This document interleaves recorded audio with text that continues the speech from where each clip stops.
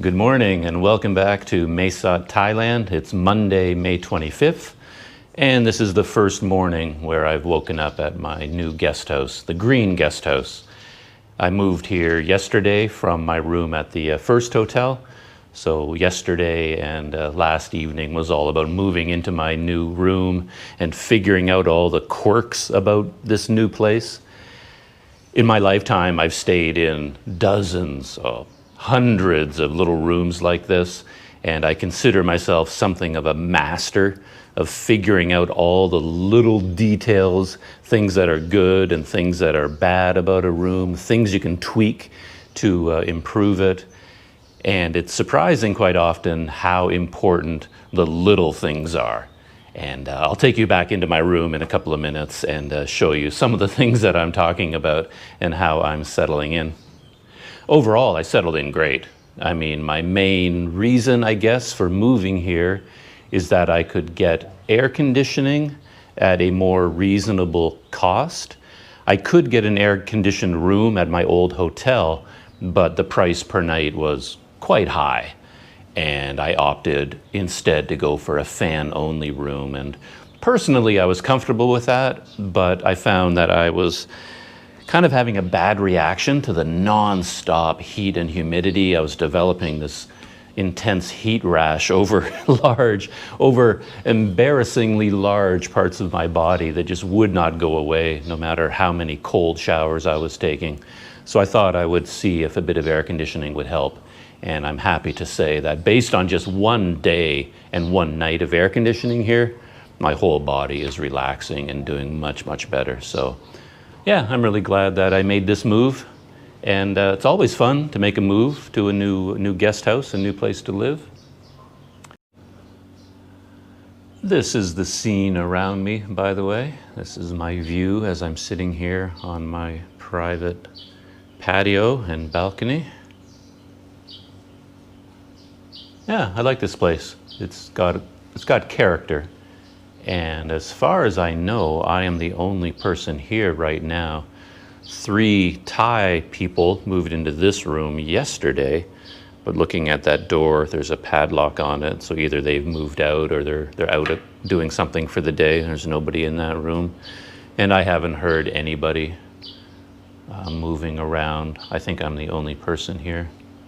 I haven't gone into it in depth yet, but there's like a bookshelf over there, and there might be an English novel in there that I can dig out, blow the dust off, and have something to read.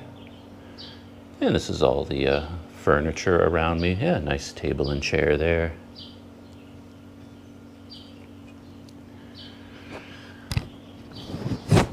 I think when this place is busy with a lot of backpackers hanging out here, you know, just a lot of people would be hanging out here at night and having a cold drink or something. So I'm sure this place has a real history. Here is the meter, by the way, for my room. That's been a source of interest for me ever since I moved in, because having the air conditioner is very nice, but it is run on a separate meter. So I have to keep track of how much it's going to cost me. And the meter keeps track of kilowatt hours. And it's not entirely clear what the bill will be per kilowatt hours. The manager here said it could be 5 baht, could be 6, could be 7, could be 8. It seems to depend on how much you use in total. That doesn't make a lot of sense to me, but I'm just waiting to see how things turn out. But so far, the news is quite good. Yesterday, we started at 1,005 kilowatt hours. And if you look at my meter right now, you might be able to see that it reads 1,006.6. So that means for the last 24 hours, and I've run the air conditioner continually, almost constantly for that whole 24-hour period, I used up 1.6 kilowatts of electricity. So if it's 1.6 kilowatt per day, even times 30 days, even at the high end of the rate that we were talking about, you know, you're still looking at you know, in the range of 3, 4, or 500 baht for the whole month. And if that's what the bill is going to end up being like, then I don't see any issue at all. I don't really have to worry that much about running the air conditioner. I did tone it down. I mean, I didn't have it on full blast for 24 hours. I found a comfortable temperature where the air conditioner would be off most of the time, and then it would just kick in from time to bring the temperature down a little bit again. So I wasn't running it, you know, every minute of every day, but I did have it on for almost the entire 24 hours. And I still ended up using 1.6 kilowatt hours. So yeah, it seems pretty reasonable to me. So that's nice to know. Anyway, let's go inside my room, and I just want to chat about a couple of these little things, the master of the room that I am. Let's go check it out. As I said, quite often small things make a big difference. And in my life, in a lot of guest houses where I've stayed, I often wonder why they don't do these small things, like these small adjustments that can cost almost nothing, can actually add a large amount of value to the room. And this room has a lot of these things in place, so I'm pretty pleased about that. I just started talking here outside my room because I spotted one right away. If you see on the outside of this door, it has its own latch. So of course I have a key and there's a lock. You know, I can lock the doorknob, but it's always nice to see one of these latches because then you can put your own padlock on there with your own key or your own combination, and that just adds to the security of the room. So this one, of course, even though it's nice that it's there, doesn't make any sense because it wasn't installed correctly. It has all the screws on the outside, which makes no sense. They're supposed to be on the inside. You can't get at them because now you can just unscrew the screws and just remove it, and so all you need is a screwdriver to break into the room still. But anyway, it is a nice thought that they have one of these here so you can add your own lock if you want. And here's my room. Turn on the light.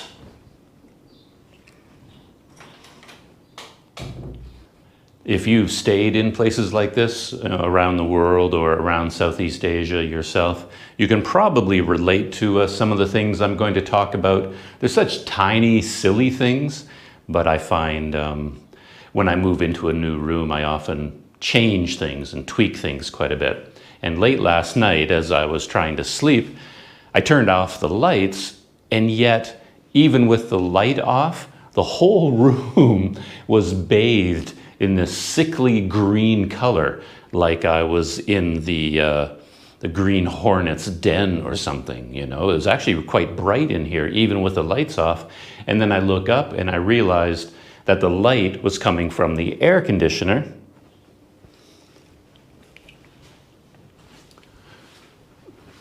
You can see here, this is the control panel for the air conditioner where the remote control, you know, changes things. But underneath this piece of cardboard, there's actually a green on light, like a power light.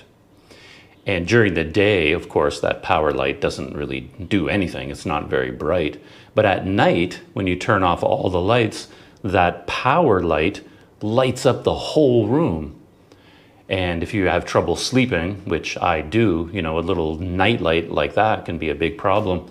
So I woke up in the middle of the night and I cut a piece of cardboard and I used one of the new rolls of Scotch tape that my new friend Brett sent me, and I taped up this piece of cardboard just to make the room that little bit darker. This bathroom comes with an electric water heater, and as anyone knows, these heaters can be a real adventure, because yesterday I took a couple of showers and they ended up being cold water showers because I could not figure out how to turn this thing on. I had no idea. It's got some buttons on the front, and of course it has you know, some lettering on it, and I'm pushing these buttons in combination. I'm turning this dial. I'm doing all kinds of things, but no matter what I did, I could not get it to turn on. And I've had to work with so many of these heaters around the world, and they all have a different system. And you have to do a lot of investigating to figure out how to turn it on. Sometimes there's a switch underneath here that you have to flip off or on.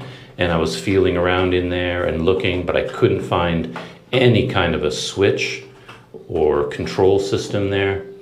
I noticed that it had a black wire going along here and then going out the screen. And I thought maybe there was a power switch on the outside and I had to turn on the power on the outside in order to run the heater. But I went outside and investigated and there was nothing like that. So that didn't work either. You know, I was feeling all around the top and the sides. You know, I was doing everything I could think of to turn on this heater, and I just could not figure out how to do it. And then eventually I just figured it out by accident that it works automatically. So you just have to turn the dial to a hot temperature, then turn on the water. And when the water flows, the flow of the water automatically trips a switch inside, and that turns on the heater. And then a red light comes on here to show you that the heater is working, and hot water comes out of here. So I spent all this time trying to find the on button and this power button and the switches, but there are none. The whole thing is automated, and all you have to do is turn on the water, and then it turns on automatically.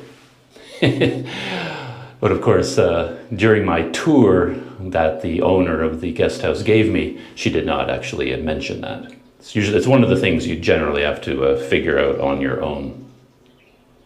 Another trick that I learned is relating to the toilet, because I'm also paying for water here separately. I don't know where there might be a water meter or how much the water is going to cost me. I don't know anything about that yet. But what I learned yesterday is that when you flush this toilet, it's one of these annoying toilets that does not seal automatically.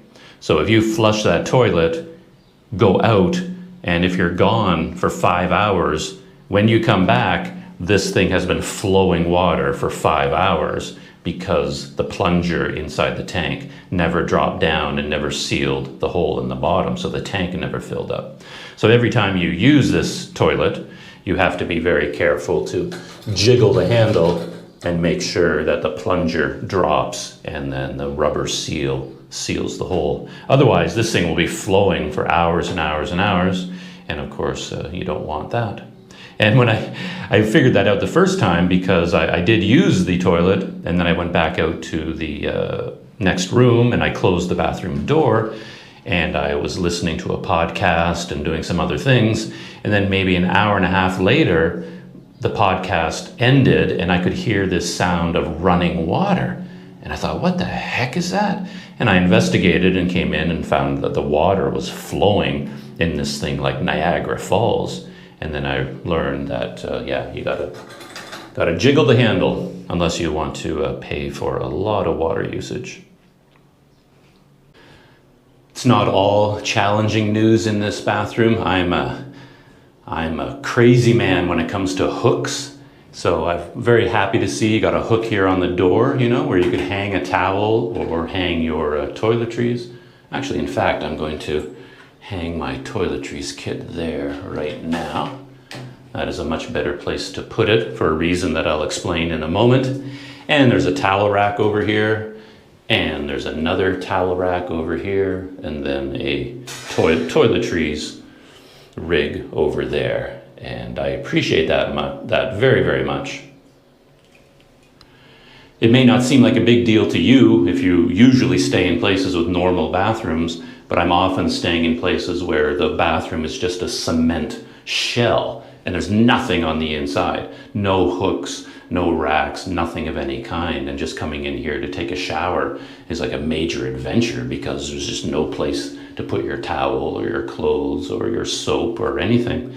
And I always wonder why those guest houses don't, head down to the hardware store, spend 5 cents and buy, a hook like this. Another trick to one of these bathrooms, which is why I moved my toiletry kit to here is that it's quite a small space, and then the shower head sits here, and it basically aims water in that direction. So anything over there is going to get soaking wet no matter what you do, you know, and you have to be very careful what you put where. So again, my toiletry kit over there is not a good idea because at some point the water spray could, you know, hit that. And I often come in here with my smartphone, and I will put my smartphone in the pocket here while I'm listening to a podcast, and then I don't want my smartphone to get soaked from the shower, of course.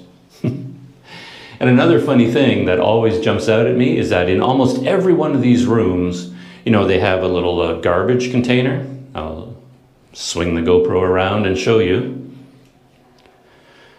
There it is right there, the garbage container. And when I came into this room, originally, it was right there. And that's where it will always be. And of course, looking at this shower head, when you take a shower, the water pours from here right into the garbage can, and then the plastic bag, the liner in there, just fills up with water every single time. I've been in so many bathrooms around the world where they always put the garbage can right below the shower, and I've never understood why they do that. So one of the things you want to do is move it out of the way as well, so that it does not get filled with water every time you take a shower. Small thing, but yeah, it's one of those weird things. This is another great thing about this bathroom. Very small thing. That won't mean much to most people, but to people like me, it's very important. Most bathrooms have fixed mirrors, and the mirrors will stop about here. And of course, that is way too low for me. So if I want to shave, I have to bend way down, you know, to get into the mirror in order to shave. So every morning when I'm shaving is like a major workout for my thighs and calves, because I have to bend so low just to look in the mirror. Which is why I love these mirrors, because there's normally what I'm looking at in the mirror, and then in order to shave, I've got to come way down here, and then I'm busy shaving and causing all kinds of damage. But with this mirror, there you go. All I have to do is tilt it up, and a regular full-sized Canadian such as myself, now it's a perfect height for me to see myself and to shave in. So yeah, I love mirrors like that. Well, other than those few things, there isn't a whole lot else to talk about. I'll probably end up rigging up some kind of a curtain over that window, I guess. I was going to call it a skylight. It's kind of a skylight, except it's not in the roof. But again, at night when I was trying to sleep, a lot of light was coming through that window. And I really do like it to be as dark as possible because I do have trouble sleeping. So I'll probably figure out, maybe I'll find a cardboard box somewhere and then rig up a little hook up there, and I can just block that at night for when I'm sleeping. Another nice touch that I like for this room, again, a very small thing, but these small details are quite important, I find. And that is there is a lock on the inside of the door, which I always really appreciate. And there it is there. So of course I can lock the door, you know, with the doorknob, but anyone who has a key on the outside can still just use the key and come on in, like if there's hotel cleaning staff or something like that. And that has happened quite a bit to me in the past, you know, where you think you've locked your door, but you forget that hotel staff have keys, and then they just come barreling in through the door when you're not quite ready for them to do that. So it's nice to have your own, you know, physical latch, you know, so you can close the door, and then you know that the door is closed and nobody can come in without knocking first. Small thing, small detail, but something I really appreciate. You also quickly get to learn about the flora and fauna of a new room. This one has this little busy colony of ants that you can see here. I'm not quite sure where they're going. You know, they're heading up into that corner and disappearing somewhere. So I'm not quite sure where they're going, but they've been going back and forth constantly. And I've had quite a few ants crawling around the table and around the refrigerator.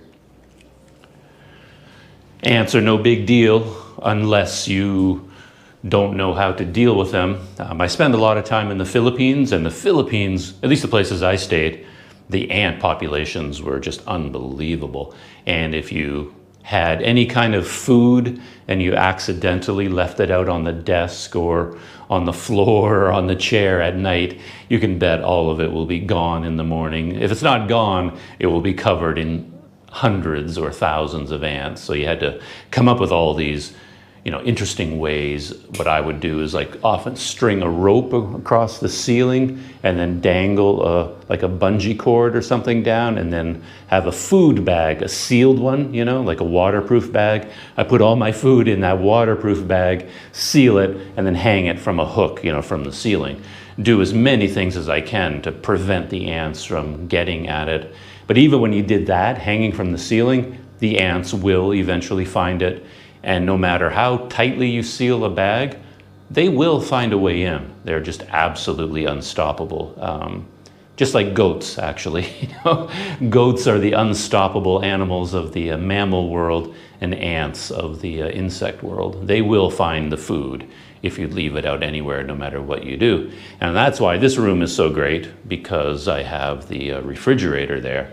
So anything even remotely food related goes into the refrigerator, and ants, for the most part, never get inside a refrigerator. It's just too well sealed, and I think it's just too cold for them, even if they could find a way in. They just don't, because it's too cold for them to go in there. So the refrigerator is your one way to keep ants out. And in this room, of course, there's a variety of spiders, but so far I haven't come across any big, scary ones, so that's good. And of course, I'm getting to know the resident geckos. I had maybe 3 of them inside here last night. They're just crawling around the walls, crawling around the ceiling. They're up all night hunting, while I'm busy sleeping. And I love having geckos around. They're just so great to watch. And they don't bother me at all. I've even quite recently in the first hotel, I woke up one night with a gecko on my face. I just kind of woke up, something woke me up, and I'm kind of looking around, and I could see this gecko kind of across my nose and across my eye. And I thought, hey there, buddy. And then I just lay there until he, went about his way. So geckos don't freak me out at all. I'm so accustomed to them. And in the morning, when you wake up and start moving about, all those geckos will disappear. They go running behind something where they stay for the day or something like that. So I don't know where they're all hiding in this room right now, but they're definitely in here with us.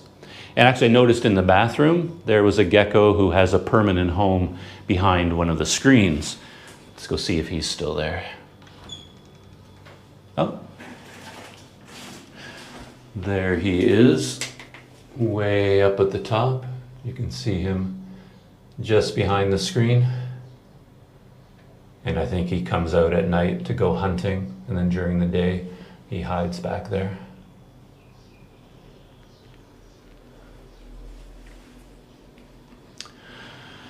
I often think about geckos, about how fierce they are.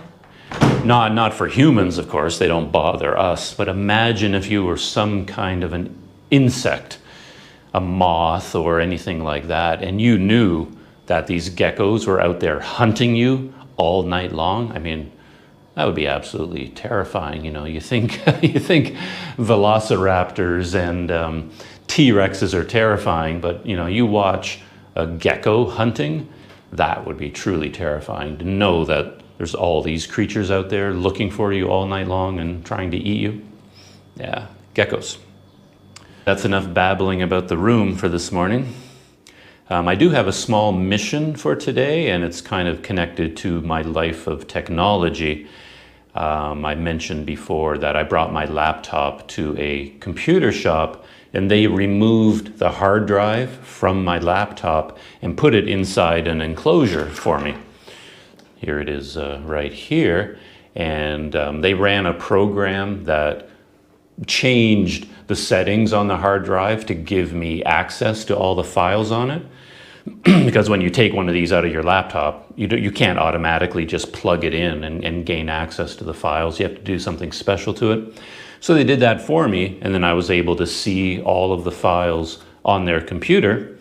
But since I brought it back to my hotel, my only option is to plug it into my smartphone. And so far, I have not been able to read it. This is another hard drive that I have. It's your basic Seagate portable drive, 2 terabyte or something like that. And when I plug this into one of my smartphones using an OTG cable, it works just fine. I can access it. My smartphone has enough power to drive the mechanism in here. You can feel the hard drive spinning, and I can copy files and paste files, open files. I can do whatever I want as if this is plugged into a computer. So it isn't an issue with my smartphone, but when I plug in this hard drive, I get an error message on my phone saying that it can't access it. I don't know how clear that is on the GoPro, but when I plug in this hard drive, this is what pops up, and I can choose between opening it with File Manager or with this program down below. I bought that program on the bottom because it seemed to be the only app that would open my GoPro memory card, Microsoft exFAT NTFS for USB. So this is the more powerful program that I have. And if I click on it, it tells me to connect USB to the device. And I've already done that, of course, and nothing pops up. So sometimes I get an error message, sometimes I get just a blank screen, but no matter what I do, I can't seem to access this device through this program. And if I do it through File Manager, let's see what happens.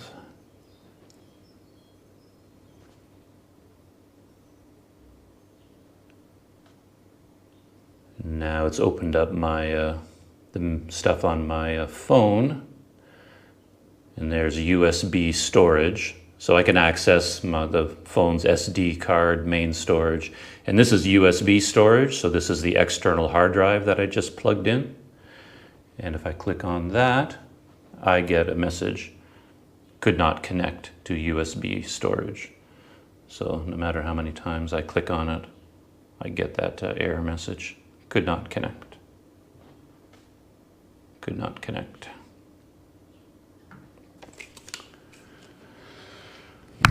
Anyway, I'm going to bring my hard drive back to this computer store and see if maybe, I just want to test it. I want to plug it into their computer and see if their computer can read it. And that will at least tell me that the problem is not with this hard drive exactly, but it's a connection between Android and the hard drive. So that's going to be my little project for this morning, and I'm going to go for a little walk. The computer shop is not that far away from here, and maybe there will be a small adventure or two along the way. So let's go. Heading outside into Mesot. I was just chatting with the owner and manager of the guest house there, Krisana, maybe her name is. Someone was telling me that in one of the comments. And she said that she left a care package for me outside my hotel room. I saw a few things there, but I wasn't sure if they were meant for me or they were just placed there. But she brought me a bunch of mangoes and a knife to cut them, and a bath mat to put in front of the bathroom door, which actually will be very handy. A couple of times already I stepped out of that bathroom onto the smooth tile, and if your feet are at all wet, whew, it's really dangerous. You can really go flying. So I was thinking I should get a bath mat, and then she just brought me one without even asking. And there was a pile of hangers too, which I was thinking it would be nice to have some hangers. Ah, look at this. Just passing over this river that I pointed out the other day. There's the bridge over the river. And there used to be stairs heading down, but you definitely don't want to go down those stairs unless you want to go down very fast. But I just noticed they have this walkway here going beside the river.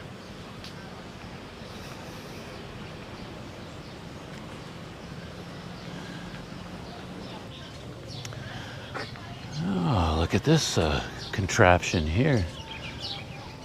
This looks like it must have been some kind of a mechanism for controlling water flow. Maybe during the real rainy season, the water levels really rise here because they have these big pipes there that are sealed right now. And I assume this machinery opens and closes those. Oh yeah, okay, and there they got these two huge doors that can come down and seal that off. So I guess they can control the flood water here. And it looks like it is still operational. It's not abandoned or anything. Oh, interesting. There's a man over there napping. He probably works there, security. So maybe if the rains hit, we'll see a big change here, with the water flow. We'll have to keep an eye on this. Oh, very cool. And right beside my guest house, which is actually just over here in this green area, there is a bus station. Mini buses. I guess you could go to Tak. And then bigger buses here, maybe they go to Bangkok. Not a lot of activity here now, of course. Not too many people traveling around the country. I bet this place would be very busy and active normal periods of time. And there's a large, looks to me like a wet market site right beside the bus station. I pointed this out the other day, and it appears to be permanently, not permanently, but temporarily closed for the coronavirus era. I assume that's what that sign says there.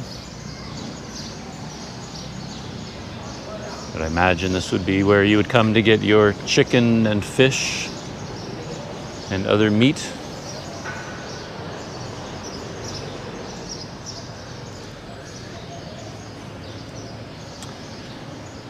So I'm up by the main road again, and my computer store is about, 1 kilometer in that direction, something like that.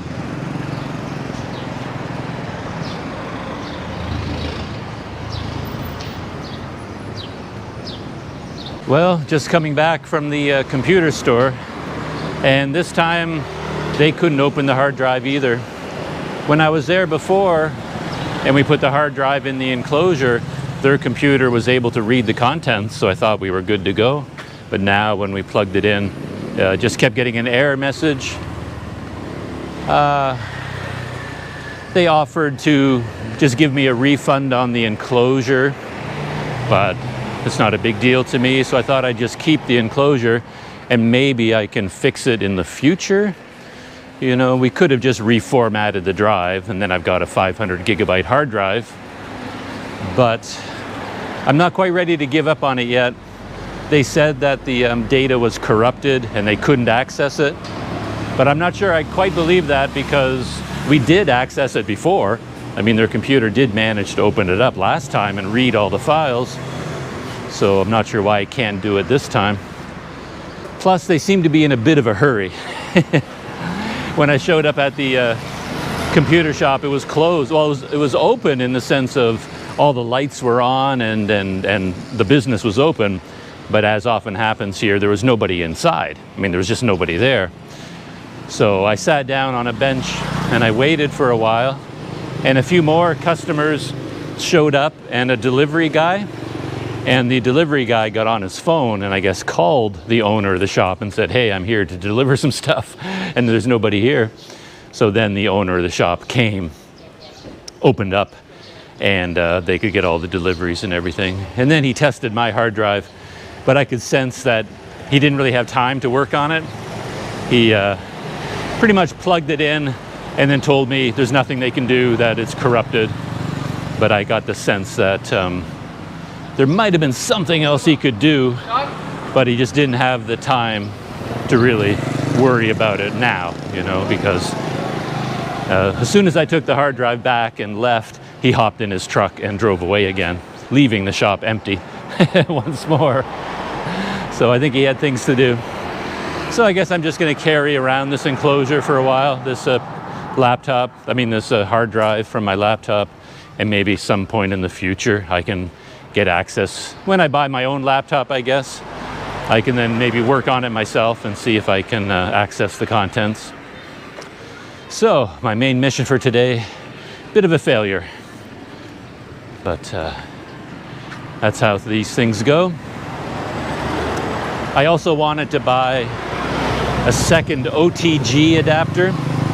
For all of you technical people out there, you know that OTG stands for on the go, and it's a kind of a communication protocol or a technology that allows you to plug devices into your smartphone. And to do that, you need an OTG adapter. And I only have one of them right now. So, and I have two smartphones. So if I have something plugged into one smartphone, like copying files from my GoPro, then I can't plug my keyboard into the other phone because I only have the one OTG adapter. So that's my, that is my next quest. Keep my eyes open for an OTG adapter cable.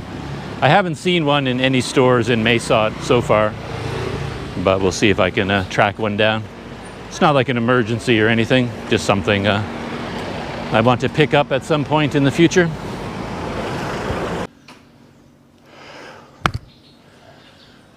Well, I'm back at the guest house just to get out of the midday sun for a little bit. It's pretty hot out there.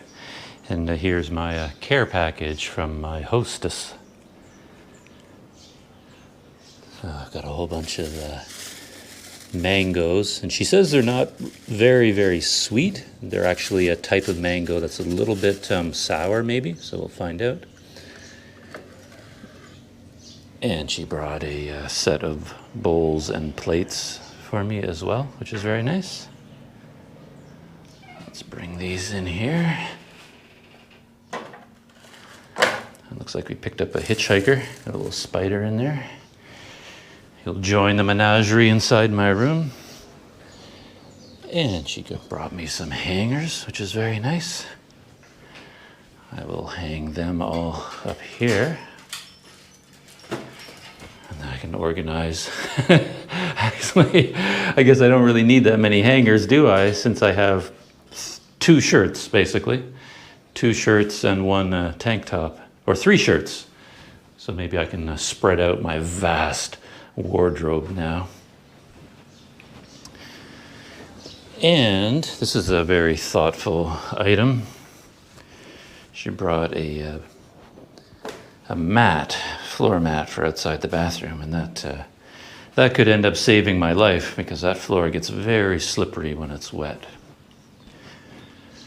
And she also brought this water. But she said she can bring me water like that if I want. And I told her I don't actually need it. And she said she would take it back. I drink so much water that it doesn't make sense to use these small bottles. And while I've been out wandering around, I saw they have these machines nearby, you know, like water filtration machines. I use those a lot in Kuala Lumpur, and I kind of trusted them, that the water that came out of them was drinkable. I'm not entirely sure about the machines here, you know, the vending machines. So, but maybe I'll give those a try, see if they work, and see how the water is coming out of them. But yeah, just using all these small bottles doesn't make a lot of sense for me, considering how much I drink. Anyway, time to get inside and relax in the air conditioning.